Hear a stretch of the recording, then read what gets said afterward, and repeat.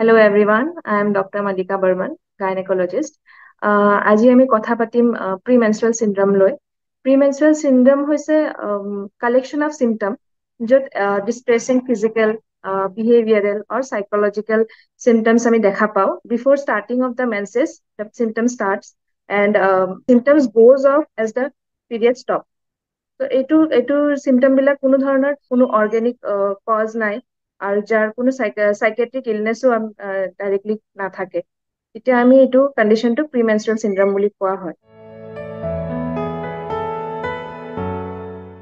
বডিত যদি water retention symptoms like breast tenderness, bloating sensation, তাৰপিছত psychiatry মানে সাইকোছ'চিয়েল এনেকুৱা চিমটমছো দেখা পোৱা যায়, যেনেকে ডিপ্ৰেশ্যন, এংজাইটি, ষ্ট্ৰেছ, এটেনশ্যন স্পেনটো কমি যায়। এনেকুৱা ধৰণে মোষ্টলি দেখা যায়। জইণ্ট পেইন হ'ব পাৰে আৰু পেইন এবডমেন, এনেকুৱা টাইপ চিমটম আমি দেখা পাওঁ। PMSটো এনেকুৱা একজেক্টলি টাইমলাইন নাই, কিন্তু এইটো ষ্টাৰ্ট হয় আপোনাৰ পিৰিয়ডছৰ আগে আগে, আৰু যেতিয়াই পিৰিয়ডছটো বন্ধ হৈ যায় তেতিয়াই চিমটমছ নোহোৱা হৈ যায়।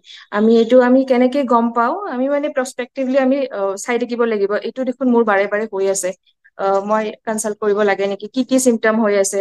মোৰ দেখোন ব্ৰেষ্ট হেভিনেছ বা ব্ৰেষ্ট টেণ্ডাৰনেছ, মোৰ ব্লটিং সেন্সেশ্যন সদায় এভৰি মান্থতে এনেকুৱা হৈ থাকে কিয়, মুড চুইং, তাৰপিছত এটেনশ্যন স্পেন, ইৰিটেবিলিটি, এংজাইটি, ষ্ট্ৰেছ, এইবিলাকতো সাধাৰণতে আমি দেখা যায়, কিন্তু যিটো এইটো ৰেপিটেশ্যনটো হৈ থাকিব যেতিয়া পিৰিয়ডছৰ আগে আগে হয়, তেতিয়া আমি দেখা পালে আমি মানে এইটো প্ৰিমেনষ্ট্ৰুৱেল চিণ্ড্ৰম বুলি মানে ক'ব পাৰি আৰু।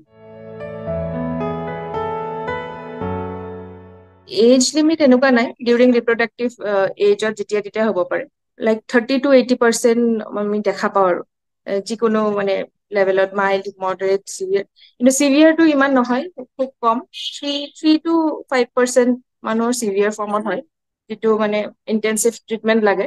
আদাৰৱাইজ আমি কাউন্সিলিং বা জেনেৰেল ভিটামিন ছাপ্লিমেণ্ট, য়োগা চোগা মানে ক'লে সুফল পোৱা যায় আৰু। যদি মাইল্ড ফৰ্মত আছে আমি কাউন্সিলিং কৰি দিওঁ, ৰিএচুৰেঞ্চ দিওঁ যে এইখিনি এনেকুৱা মানে পিৰিয়ডছৰ আগত হ'ব পাৰে, তাৰ কাৰণে চিন্তা কৰিব নালাগে, আপুনি normal day to day activity কৰি থাকিব পাৰে।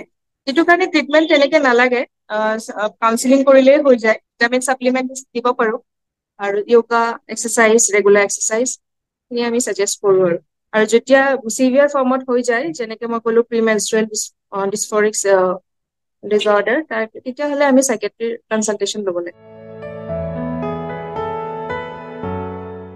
এট এ টাইম যদি হয় আৰু যদি ৰেপিটেশ্যন নহয়, তেতিয়া আমি PMS বুলি কনচিডাৰ নকৰোঁ।